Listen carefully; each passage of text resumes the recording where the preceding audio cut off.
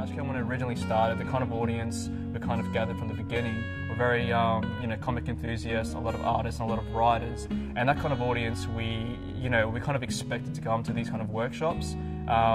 What we didn't expect was the kind of audience we would later get after we started to branch out more, and this ended up being one of our, most valuable lessons that we learned so far. The intention kind of was to engage and let the community participate in telling and sharing the stories to other people, and that's kind of what we really wanted from the very beginning. And it wasn't really just about making comics and superheroes per se, but it was really about a whole community in itself, sharing their life experiences through a visual medium like comics.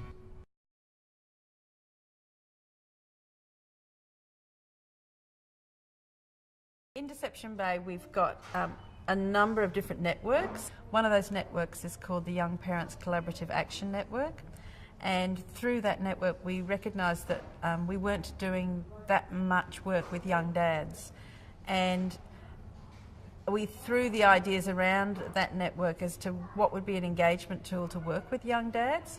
One of the workers there was keen on comic books and thought that it might work. And then we thought if we could get 6 young dads to agree, then we'd go ahead. And we basically did get 6 young dads to agree, and so we thought, yeah, let's go, but we didn't know who to go with. Then we heard the library was running comic book workshops, so we came over to the library and watched ashcan deliver a school holiday workshop and thought, yeah, we think this'll work.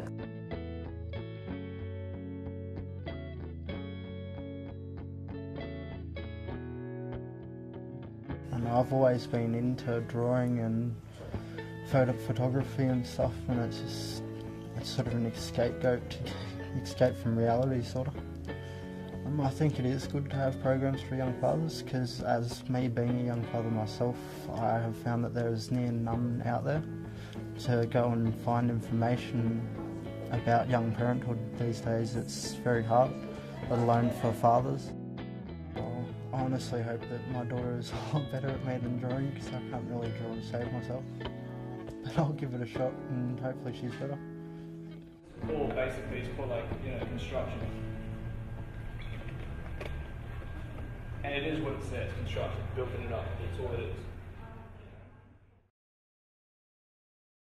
Basically, Superdad, it came into fruition at one point of the workshops. I think it was in the second week, where some of the young dads kind of made me realise, instead of just me teaching them drawing skills and writing skills, we came to an agreement to developing an actual project, an actual comic, which I thought would be a little bit better in a sense that we have a bit more of a focal point to kind of work on, and that Superdad was definitely something that was inspired by the young dad's kind of life experience, and I definitely want to capture that on paper.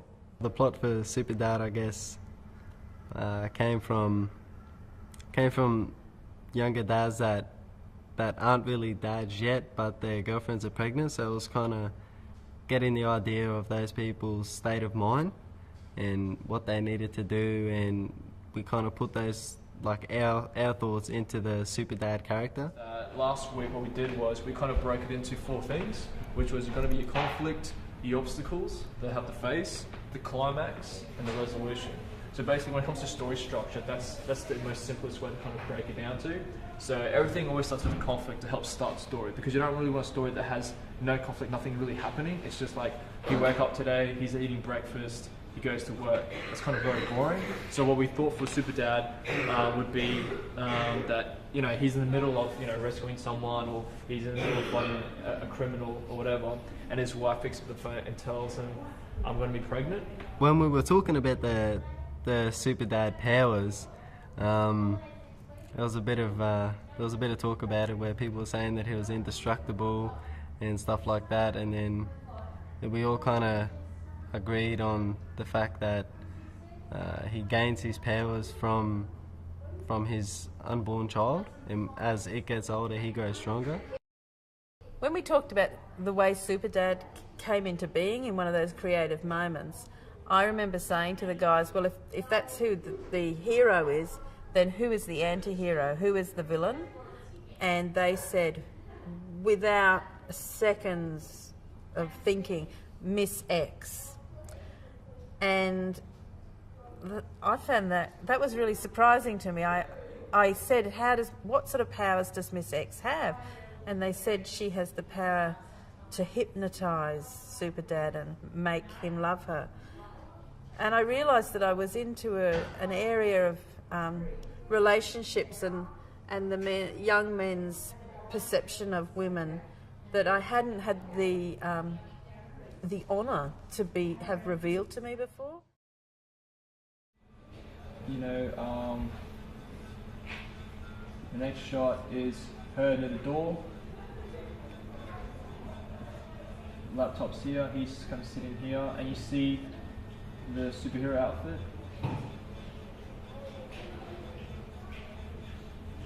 You know, what are you doing? He says nothing. And she's like...